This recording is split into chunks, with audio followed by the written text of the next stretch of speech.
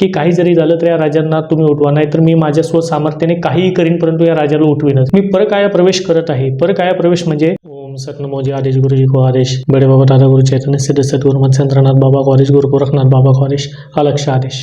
सर्व नाथ भक्तांचे मी स्वागत करतो आपल्या यूट्यूब चॅनलवरती. आणि जसं की आपल्याला माहिती आहे, आपण एक 8 दिवसामध्ये किंवा 10 दिवसाच्या कालखंडामध्ये एखादा एक एपिसोड असा येतो की ज्याच्यामध्ये आपले जे सबस्क्रायबर आहेत किंवा जे नाथपंथी आहेत किंवा आपले जे गुरुबंधू आहेत त्यांना जे काही प्रश्न पडत असतात, जे आपल्या नाथ धर्माच्या रिगार्डिंग असतात किंवा धर्माविषयक काही क्वेरी असतात त्यांच्यामध्ये, मग ते पूजेच्या बाबतीमध्ये असेल, साधनेच्या बाबतीमध्ये असेल, तर अशा प्रश्नांची उत्तरे देण्यासाठी आपण एक विशेष एपिसोड म्हणा किंवा भाग आपण हा बनवतो. त्याच अनुषंगाने आजचा भाग आहे. आजच्या भागामध्ये सुद्धा आपल्याला अनेक प्रश्न प्राप्त झालेले आहेत जे की आपल्याला युट्यूबच्या कमेंट बॉक्समध्ये पण मिळालेले आहेत आणि जो व्हॉट्सअपला नंबर दिलेला होता त्याच्यावरती सुद्धा काही प्रश्न आलेले आहेत. तर त्यातले असेच काही निवडक प्रश्न जे खऱ्या अर्थी महत्त्वाचे आहेत ते मी घेण्याचा प्रयत्न आहे. आणि याचा अर्थ असा नाही की सर्वच लोकांचे प्रश्न याच्यामध्ये घेऊ शकत नाही. वेळेचं बंधन आहे, एपिसोड मोठा होऊ नये त्या अनुषंगाने आपण आज काही सिलेक्टेड लोकांचे प्रश्न घेत आहोत. आणि राहिलेले जे काही प्रश्न असतील आपल्या नाथ भक्तांचे ते आपण येत्या किंवा येणाऱ्या भागामध्ये आपण ते प्रसारित करूयात. तर चला आजच्या कार्यक्रमाला आपण सुरुवात करूयात. आजचा प्रथम प्रश्न आपण घेऊया. हा प्रश्न आपल्याला पाठवलेला आहे मीनाताई यांनी. ताईंचा असा प्रश्न आहे की धर्मनाथ बीच याबद्दल थोडक्यामध्ये माहिती सांगा. पहा, नाथ संप्रदायामध्ये साजरे केले जाणाऱ्या उत्सवांमध्ये धर्मनाथ बीच हा सुद्धा एक उत्सव या रूपाने साजरा केला जातो. मग याच्या मागे कथा काय आहे किंवा याचे वर्णन आपल्याला नवनाथ संप्रदायामध्ये किंवा नवनाथ ग्रंथामध्ये कुठे आढळते, तर या धर्मनाथ बीज या उत्सवाचे वर्णन आपल्याला आढळते नवनाथ ग्रंथातील अध्याय क्रमांक 34 मध्ये. धर्मनाथ बीज हे समजून घेण्यापूर्वी आपल्याला त्यामागील कथा काय आहे हे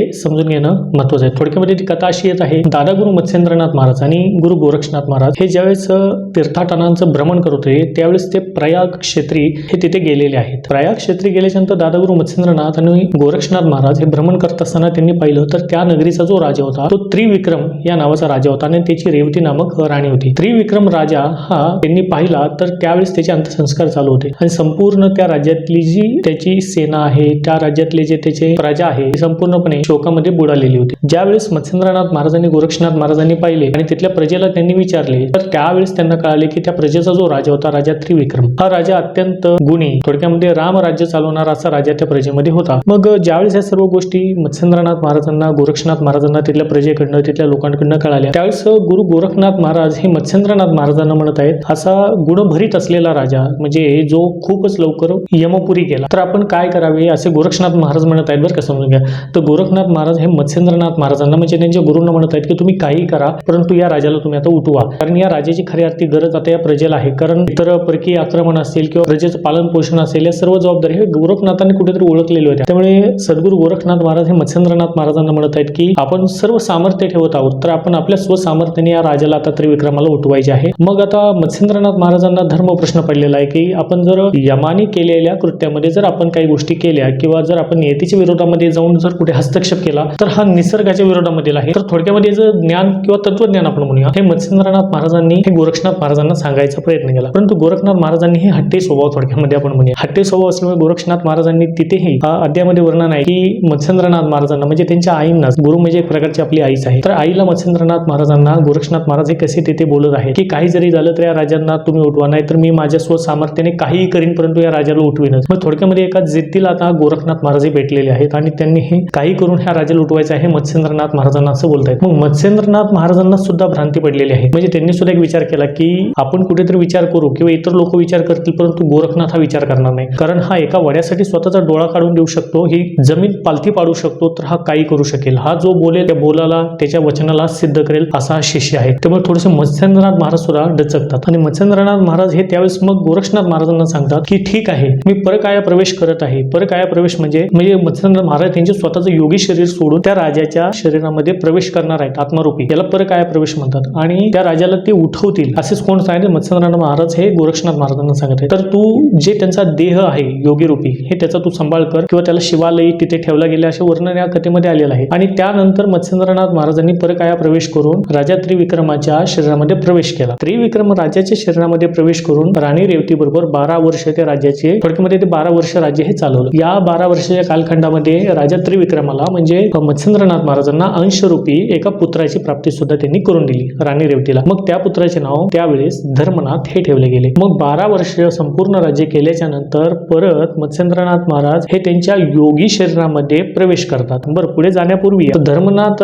राजाला सुद्धा राणी रेवती म्हणजे त्यांची आई ही त्यांच्या खऱ्या पिताची ओळख म्हणजे त्यांच्या खऱ्या वडिलांची ओळख करून देते की मत्स्येंद्रनाथ महाराज हे तुझे खरे वडील आहेत किंवा खरे तुझे पिता आहेत. मग मत्स्येंद्रनाथ महाराज हे राणी रेवतीलाही सांगत आहेत आणि धर्मनाथ राजाला सुद्धा सांगत आहे की तुम्ही आता 12 वर्ष हा राज्यकारभार सांभाळा. 12 वर्ष राज्यकारभार सांभाळल्याच्या नंतर जो माझा शिष्य आहे म्हणजे साक्षात गुरु गोरक्षनाथ महाराज त्यावेळेस मी आणि गोरक्षनाथ महाराज इथे परत येईल आणि तुला नाथ पंथाची दीक्षा देईल असं गुरु मत्स्येंद्रनाथ महाराज धर्मनाथाला आणि रेवतीला सांगत आहे. म्हणजे धर्मनाथाला 12 वर्षाच्या राज्यकारभार केल्याच्या नंतर तुला नाथ पंथाची दीक्षा देण्यासाठी आम्ही परत इथे येऊ प्रयाग क्षेत्री असं मत्स्येंद्रनाथ महाराजांनी सांगितलेलं आहे. आणि ही दीक्षा देणार कुणाकडून आहे तर ते गोरखनाथ महाराजांकडून. बरं, तर तुम्ही म्हणाल की 12 वर्ष मग कशामुळे कालखंड दिला? 12 वर्ष जो कालखंड दिला मत्स्येंद्रनाथ महाराजांनी धर्मराजाला तो यासाठी दिला नाथ दीक्षा देण्यापूर्वी या धर्मराज राजाने त्याच्या प्रजेचे पालन पोषण करण्यासाठी पुन्हा एका पुत्र रत्नाची उत्पत्ती करावी त्यासाठी हा 12 वर्षाचा कालखंड दिला आहे थोडक्यामध्ये. मग परत या कथेप्रमाणे 12 वर्षाचा कालखंड पूर्ण झाल्यावर मत्स्येंद्रनाथ महाराज आणि गोरखनाथ महाराज हे परत प्रयाग क्षेत्री येत आहात आणि प्रयाग क्षेत्री आल्याच्या नंतर या धर्मनाथाला गुरु गोरक्षनाथ महाराजांनी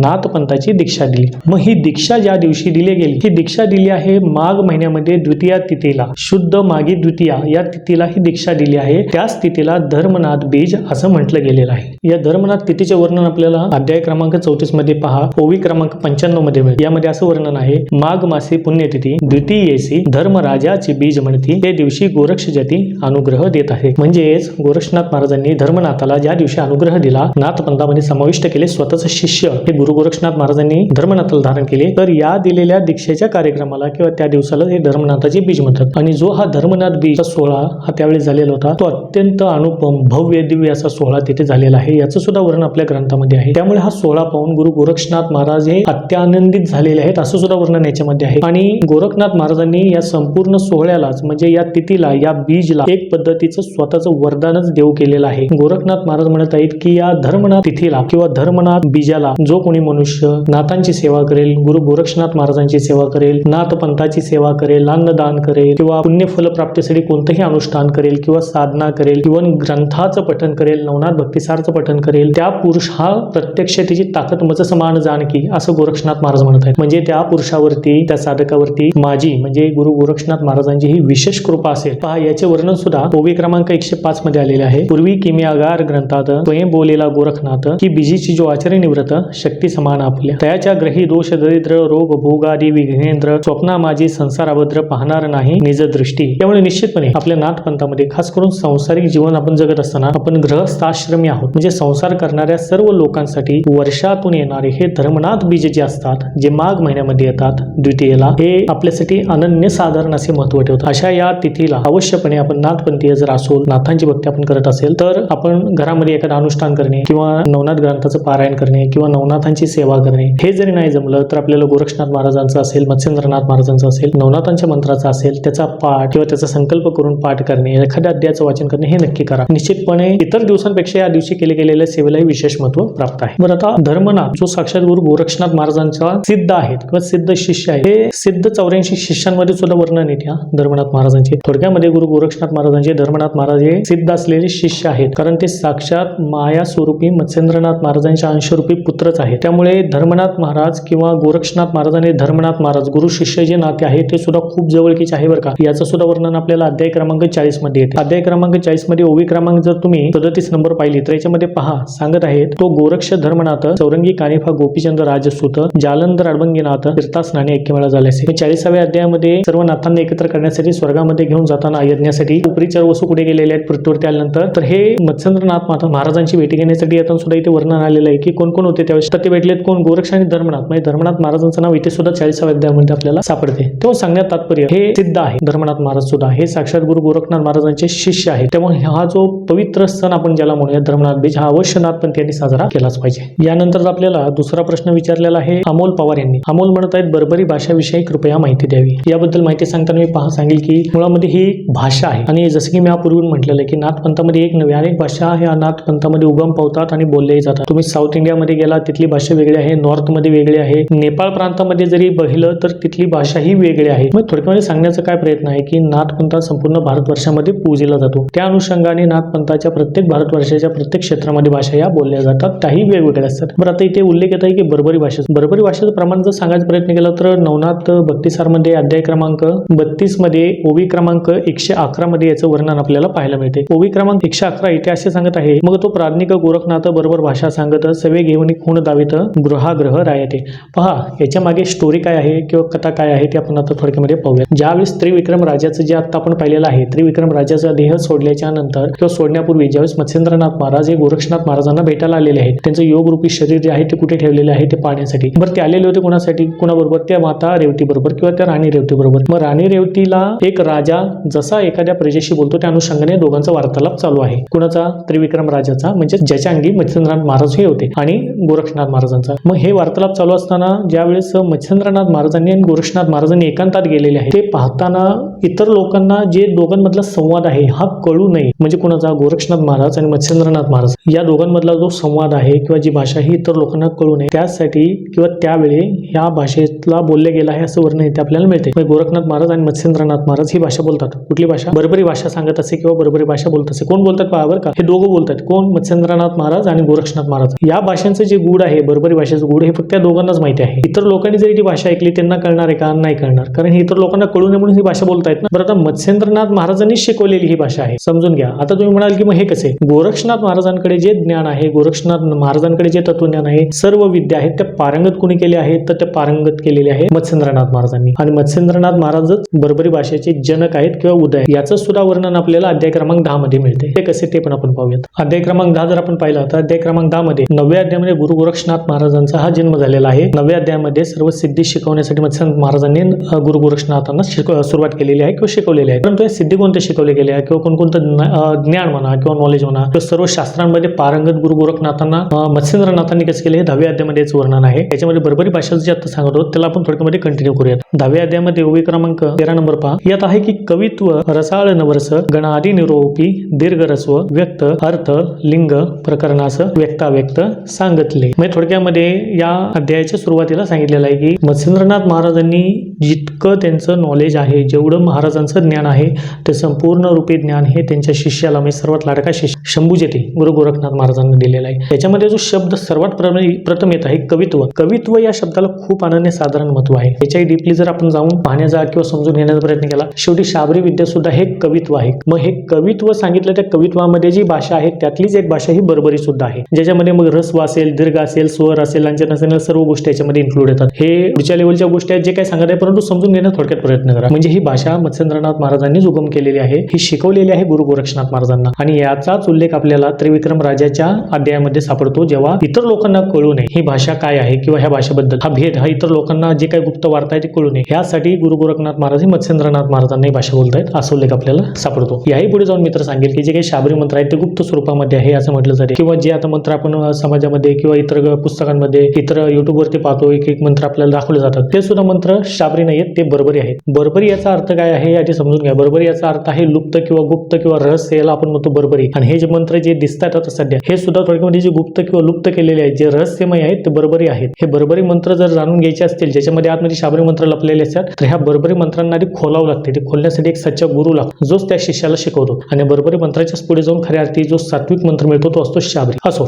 सांगण्यात तात्पर्य हाच होता की बर्बरी भाषा याच्यामध्ये थोडक्यामध्ये सांगून प्रयत्न केलेला आहे. यानंतरचा आणखीन एक प्रश्न घेतो, हा आहे निर्मलाताई उगळे. त्यांचं म्हणणं असं आहे की त्यांच्या आईंना बाहेरची बाधा झालेली आहे, त्यामुळे मानसिक बुद्धी बिघडत आहे किंवा बिघडलेली आहे, त्यावरती उपाय काय करावा. सर्वतोपरी उपाय आपल्या नवनाथ भक्तिसार मध्ये दिलेले आहेत. जर तुमच्या आई साहेबांना बाहेरची बाधा किंवा मानसिकरित्या काही त्यांना जर वेडसरपणा असेल किंवा स्टॅबिलिटी नसेल, तर तुम्ही नवनाथ भक्तिसार मधील 20व्या अध्यायाचं आवश्यकपणे वाचन करावं. 20व्या अध्यायाला वरदानच प्राप्त आहे की कोणत्याही पद्धतीचं वेड असेल, कोणताही वेड असेल, एखाद्या पुरुषाविषयी असेल, एखाद्या स्त्रीविषयी असेल, बाहेरचं कुठलं असेल, कुणी काही एखादं मोहिनी वशीकरण केलेलं असेल किंवा स्तंभन केलेलं असेल, कोणत्याही पद्धतीची काही गोष्टी केलेली असेल, ज्याच्यामध्ये माणसाची विचार करायची क्षमताच खुंटलेली असेल, त्याला विचार करताच येत नसतील, करता जर येत असतील तर ते अंमलामध्ये आणता येत नसतील, तर अशा लोकांनी अध्यायाचं म्हणजे 20व्या अध्यायाचं आवश्यकपणे पठण करावं. यापेक्षा मोठा उपाय कोणता नाही. तुम्ही घरामध्ये तुमच्या आई साहेबांच्या नावाने हातामध्ये पाणी घेऊन संकल्प सोडा, नाताना साकडे घाला की जे काही लागलेली चेष्टा आहे किंवा वेळ आहे ते जाण्यासाठी तुम्ही अध्यायाचं वाचन करता. तुम्ही 20व्या अध्यायाचं वाचन करू शकता. यानंतरचा प्रश्न आहे विनोद यांचा. विनोद म्हणत आहेत की नवनाथ पारायण 7 दिवसांपेक्षा जास्त करू शकतो का? अवश्यपणे नवनाथ पारायण तुम्ही 7 दिवसांपेक्षा जास्त जे करू शकता, 9 दिवसांचे सुद्धा करू शकता. नवनाथांचे पारायण गुरुवारपासून सुरू करतात का शुक्रवारपासून?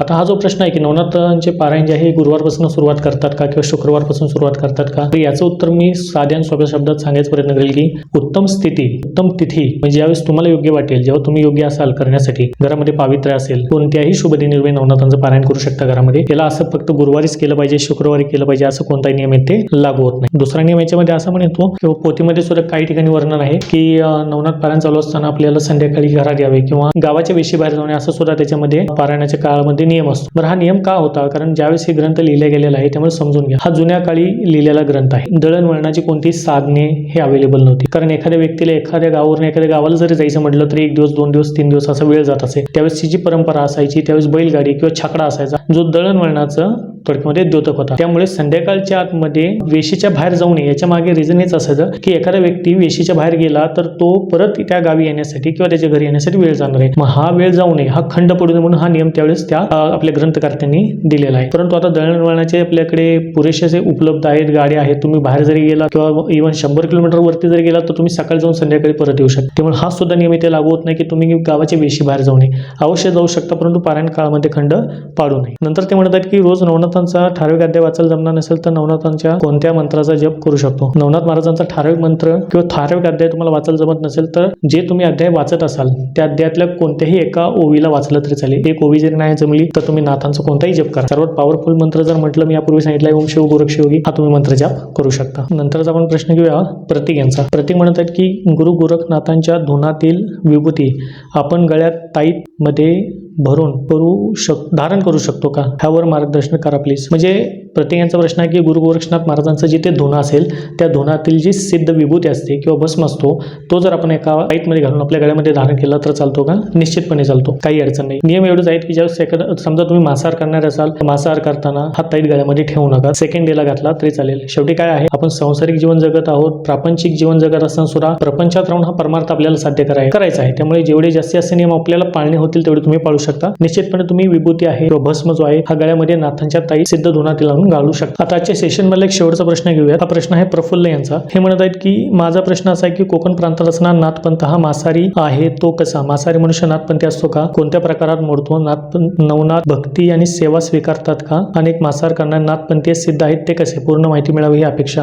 कोकण विभागाचा जर आपण विचार केला तर कोकण विभागामधल्या जे प्रथा आहेत, रूढी आहेत, परंपरा आहेत ते पूर्वापार पिढी न पिढी चालत आलेले आहेत आणि तिथलं जे प्रमुख अन्न आहे ते सुद्धा मासे आहे आणि भात आहे तर आपल्याला माहितीच आहे. परंतु सांगण्यात तात्पर्य नाथांनी किंवा कुठल्याही धर्मग्रंथामध्ये असेल, वेदांमध्ये असेल, पुराणांमध्ये असेल असं कुठे वर्णन आलेलं आहे का? शेवटी आपण कोणतीही गोष्ट असेल ते प्रमाणासहित बोलतो किंवा बोलावी. मग आपण प्रमाण देतो एकतर वेद, शास्त्र, धर्म किंवा जे आपले ग्रंथ आहेत त्यांचं आपण प्रमाण घेतो. असं कोणत्याही ग्रंथामध्ये, कोणत्याही वेदामध्ये, कथेमध्ये नाथांनी सांगितलेलं नाहीये की तुम्ही मांसाहार करा, मांसाहार करून माझी सेवा करा असं कुठेही वर्णन आलेलं नाही. त्यामुळे ह्या लोकांच्या ज्या प्रथा यांच्या पिढ्यानं पिढ्या जर चालत आलेल्या असेल त्याला आपण काही बोलू शकत नाही किंवा त्यांच्या पूर्वजांनी जर ते चालवून ठेवलेलं असेल, मान्य केलेलं असेल तर त्याच्यामध्ये हे आतमध्ये जाण्यामध्ये काही मला वाटत नाही की कोणतं तथ्य असावे. परंतु कोकणामध्ये प्रथा आहे. थोडक्यामध्ये त्यांचे जे मानत असलेले दैवते जे आहेत ते सुद्धा वेगळे राहतात. ज्याला डावे अंग म्हणतो, उजवे अंग म्हणतो किंवा त्यांचा राखणदारी प्रथा तिथे चालते किंवा त्यांच्यामध्ये देवाचा राहा सुद्धा प्रकार असतो. आणि याच्याही पुढे जाऊन मित्र म्हणेल की मग याच्यावरती जो त्यांचे ते आपण म्हणून कोकण विभागून एक क्षेत्रपाल किंवा राखणदाराच्या वरती क्षेत्रपाल सुद्धा तिथे असतो. मग क्षेत्रपाल सुद्धा कोण आहे? हा भैरवाचं प्रतिनिधित्व थोडक्यामध्ये करतो. आणि एक क्षेत्रपाल असेल किंवा क्षेत्रपाला थोडक्यामध्ये भैरवांचे नाव आहेत बरं का. ह्या भैरवांना जर नाथांनी जर प्रसन्न केलेला असेल, जे सिद्ध असतील नाथसाहेबांना नाथपंथामध्ये, मग आपल्याला